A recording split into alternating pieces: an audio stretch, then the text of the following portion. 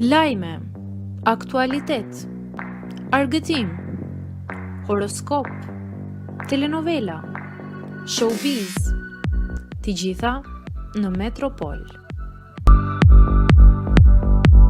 Bëni subscribe në faqen Metropol.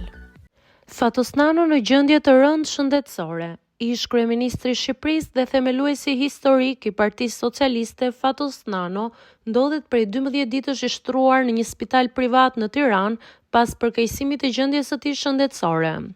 Burimet mjekësore bëjnë të ditur se 73 vjeçari është shtruar më datë 8 tetor dhe po merr trajtim për një sëmundje kronike të mushkrive.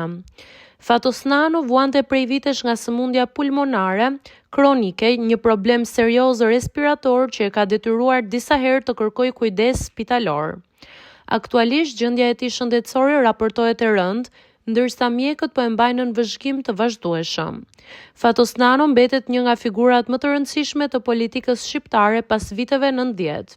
Ai ka drejtuar Partinë Socialiste dhe ka shërbyer disa herë si kryeministër deri në vitin 2005, kur u tërhoq nga jeta politike. Pas largimit, Fatos Nano ka qëndruar larg mediave dhe jetës publike, ndërsa sot përballet me një sfidë të vështirë shëndetësore.